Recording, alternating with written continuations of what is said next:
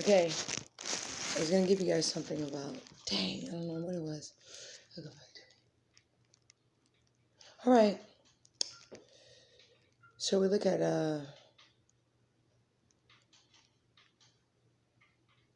there's this guy on the street corner that said the whole world is effed. I laughed at it because he was right. We're all in this together. So basically, I'm effed, he's effed, everybody's effed. He's effed, I'm effed. So when you start coming to reality to something that's basically been going on and you know no other way in the recycle of something, you come to grips in reality like this is freaking real. And so when people start lying to us, and basically we were in a slave system, the whole United States was in a slave system run by other countries. And I don't like that because Putin knew a lot of information, and I don't get down like that.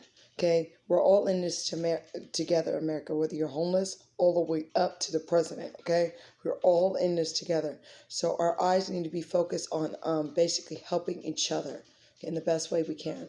When these countries light in on us, it hurt me enough to say, when we got to think about the people that have suffered, that went down for us, the people that had went down for Corona, the people that went down, even police officers were shot up during the Corona time. Even people, look, I'm telling you this for a reason. I think that when people bring in chaos because they're already in chaos, that sets a standard for war. You see what I'm saying? Inside of America. That's why I always said our biggest problem is inside of us, not on the outside. We're always looking on the outside to fix our problems. This is why we got people that come in here building up our country, but they were under lies. I'm not going to sit here and scrutinize anything, but when people start waking up to something, I don't judge a person on the witchcraft. I don't judge the police officer. I love everyone. Okay, it's a labelment. Okay, so somebody is under witchcraft doesn't mean they have to stay under witchcraft. They can come out to Christ. Somebody that's a cop. It's a label of a name. He's a person that has a family. Okay, so that's what I look at people. Okay, so when people start saying, okay, you're united, you're from America. No, I'm your brothers and sisters. I'm Janisha Berry, you know. So if I were to give you that I'm from America, then you can open up on that boundary, you know. But it starts like we start labeling people, and it looks like, oh, you're from America, they're the worst place out of them all, or you're black, they're the worst ones out of them all, or you're white, you're hunky, you know. And I don't like those things, because at the end of the day, nobody's a hunky, and nobody's a redneck, nobody's a black, and nobody's a black ball, and nobody's a bitch, and nobody's a effer, and nobody's a this. We must learn how to forgive each other, okay? But I'm telling you this: when we all went through this, when Putin lied to Donald Trump lied to Pentagon. When all this stuff started happening, I had went into lies and things was getting attacked by witchcraft. You know, we all went through it together. But it was the same thing when people were coming after me through my baby and everything. I know where it started from. It started with China. It started with Pakistan, Afghanistan, Syria, and all these places, India.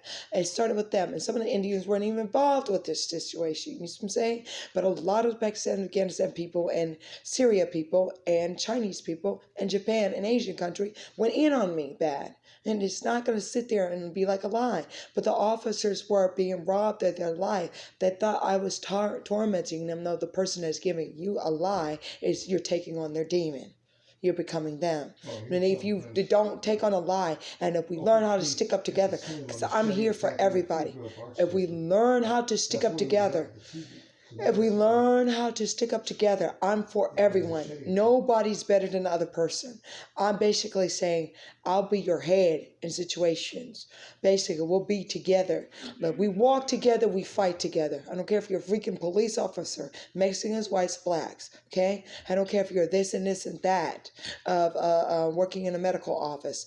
And that's not a Zuckerberg guy. If you're the Mexicans, whites, blacks, I'm telling you for a reason. I don't care if you're constructor worker. I don't care if you're homeless. I don't care if you're a dog. Okay, I'm gonna stick up for you, doggies. Yay! Birds. Oh, I love you. Trees. I'm gonna stick up for you. I will never go away from a tree. I'm gonna stick up for you. Another thing, when it comes to PG&E, if people turn off your PG&E for long periods of time, basically, you write down the day that they turn off your PG&E, okay? And then that time they turn off and write down and record every day that they had your PG&E off, okay?